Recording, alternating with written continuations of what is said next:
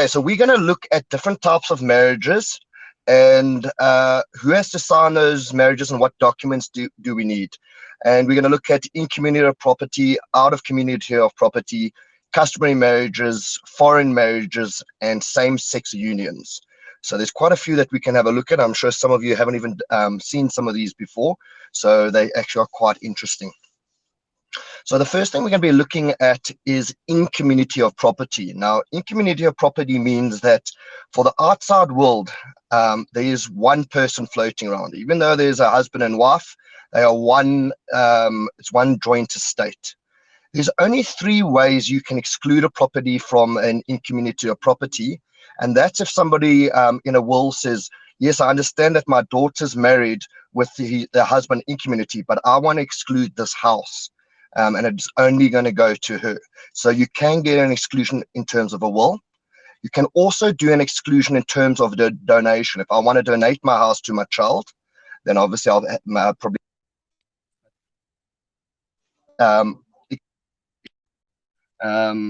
property from the joint estate. And then the third one is by a court order. A court order can also exclude a property. So what documents do you require? You need the marriage certificate, obviously, for the FICA, but also then if the person says one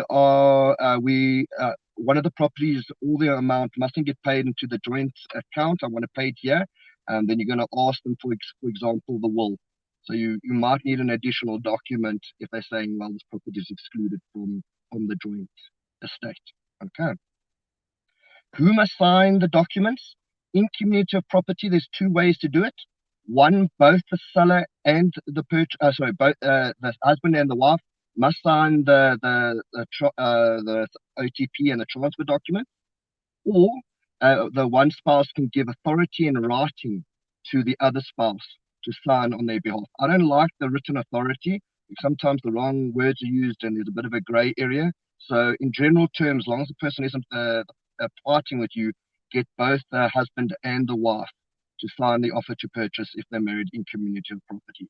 And just remember, push them a little bit to make sure that they're not in the process of getting divorced or they are divorced. We have a lot of scenarios where the seller or purchaser, when they're signing the agreement, says, we divorced. And they're actually only in the process of getting divorced. So just ask them, are you in the process of getting divorced or are you actually divorced? Because that can cause a lot of troubles by not having the right signatures on it, and then you find out that they're still married and that they're in community of property, but only one of the spouses has signed, which makes it a null and void agreement. So you don't want that. So just make 100% sure when they say that they're divorced, that they actually are divorced and not in the process. Okay, the next one we're going to look at is marriage out of community of property, and there's 2 different ones. It's basically a contract saying they're going to get married out of community of property, and there's either including or excluding accrual, and we'll have a look at both of those. But for the outside world, until they are divorced or one of them dies, they are 2 separate estates. They can act independently, and you only need one of the spouses to sign it. So if I am buying the property and my wife is not going to be put on the title deed, only I have to sign for it, not my spouse. Obviously, if the husband and the wife want to both be on the title deed and buying it, then obviously they both got to sign, but they can act independently. Now, the difference between with accrual and without accrual, with accrual basically says that everything you earned before the marriage is separate, but during the marriage, we're going to accrue an accrual, and we're going to share that. And and then the accrual grows, and upon divorce or death, that accrual gets, there's a calculation that separates them. Without accrual means that they're totally separate. When they divorce, whatever is the ladies, whatever is the man is the man. But for all intents and purposes, when you signing somebody that's got an antenuptial contract, they're totally separate. And whoever's buying the property will sign only with themselves. And if you look at the title deed, only the husband or the wife is there, and only that person has to sign the OTP and the transfer documents. The documents you'll require when you get in the FICA, and also to help out the attorneys, you must get the marriage certificate and the antenuptial contract for us, so we can check it out. That is marriage out of community of property. Now, in terms of customary marriages, in the year 2000, there was the Recognition of Customary Marriages Act, which came into effect. And this changed customary marriages from not being really considered valid to being fully valid.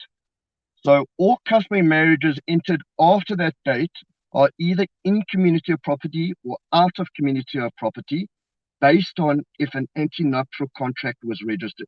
So customary marriage where an anti-nuptial contract is not registered will be in community of property. If there is an anti-nuptial contract, it will be out of community of property. So it's the same as a civil marriage. They can decide to either be in community of property or out of community of property based on an anti-nuptial contract. Okay. Now, with a customary marriage, the husband can decide that he wants to have a second wife. If he decides to have a further customary marriage, then he has to apply to the court, he'll submit papers to the court saying, "This is how I want to deal with my assets," and the court will make a order, and then the marriage will be decided by the court order. And regulate it. So if he's got a customary marriage and it's registered and he has a second wife, say to him, we need that written contract that was made an order of court, that was going through to the court. So that's going to tell us where the monies have to be paid out. So just remember, customary marriage that is registered, we need to find out if there's more than one lady to the marriage. Okay. Customary marriages, which were valid in terms of customary law and entered into prior to the Commencement Act, were not recognized until the passing of the Act. Thus, marriages entered prior to the Act have the following consequences.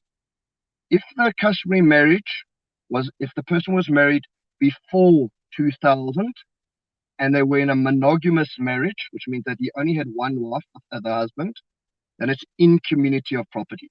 So you'll have to look at it. Were they married before the year 2000? Yes. Did the husband only have one wife? Yes. And they're in community of marriage. If they were married before the year 2000 and the husband has multiple wives, then the customary marriage, they have full contractual capacity, all the spouses, which means that they're basically out of community of property. So it's very important if you're looking who has to sign what documents. If they married in terms of customary marriage, was it the year before 2000? Yes. Then do you have more than one spouse or not? And that decides if they're in community or out of community of property.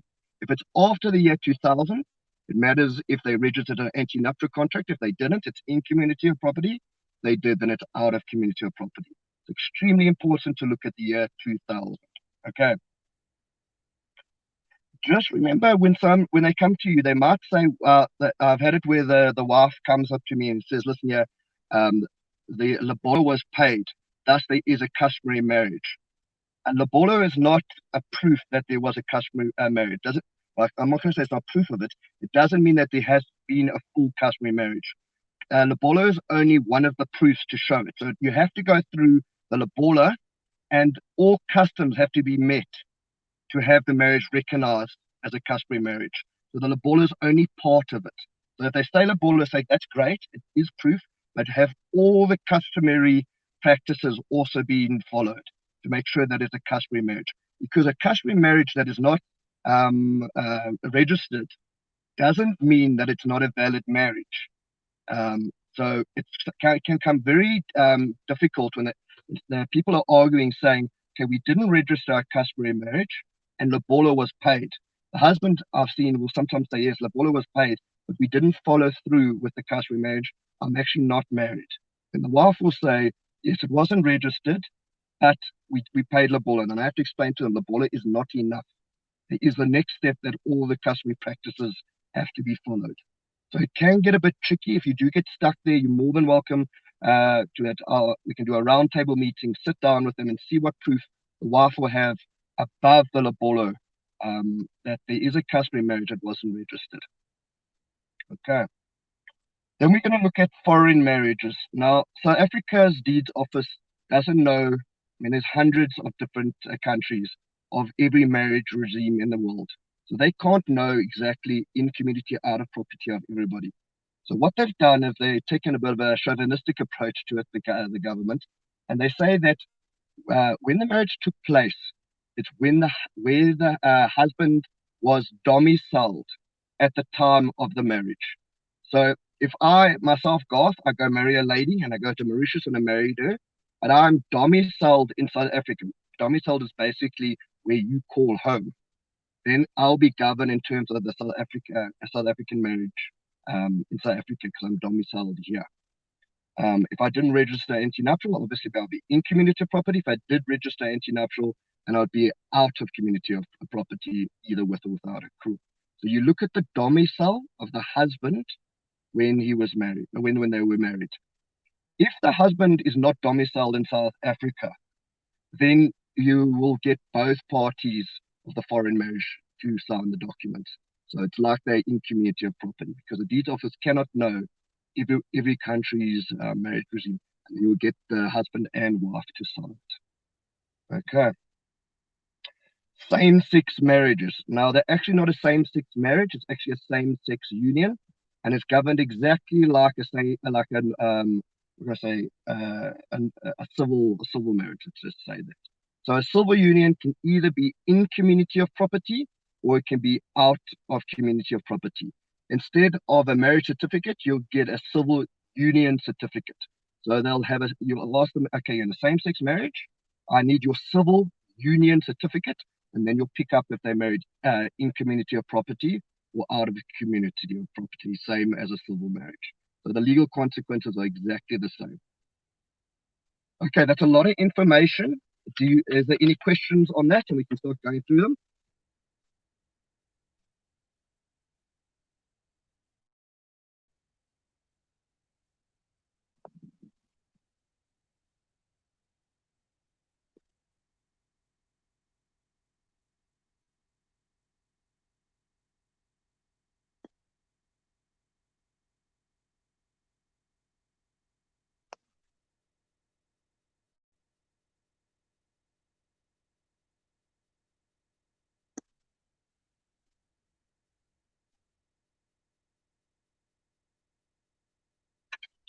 Genesis asking about Muslim marriages. I'm gonna have to. What I'm gonna do is I'll send you through our stuff on Muslim marriages. I'll just have to check that with our conveyancer because there has been a slight change in it. So I'll come back to you guys on that one.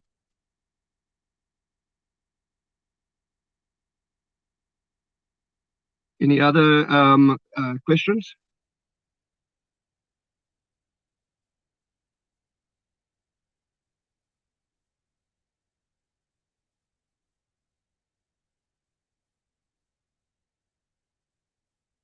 Okay, guys. So what I'm going to do is that Warwick will send through the different types of marriages.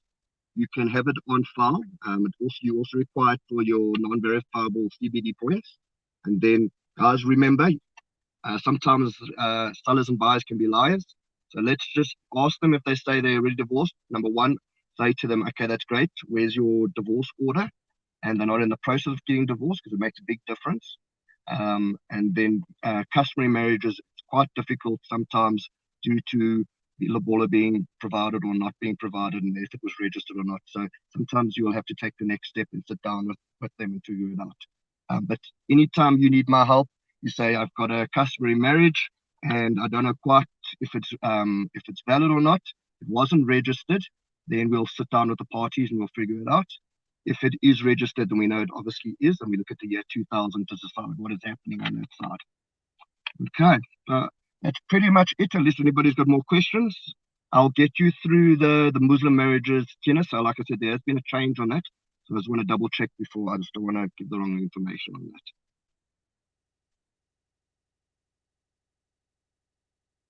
Thank you, Garth. Awesome. Thank you so much for also fitting in and doing the change at the last minute. Yes, 100%. Garth said he would get the information regarding the updated Muslim marriages and send that out. Okay, that's correct. Yeah, carry on, Garth. Okay.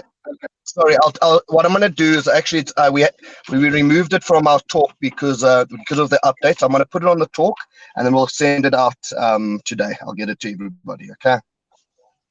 Super. Thanks so much, Garth. Appreciate it. It was a pleasure. Thanks, everyone.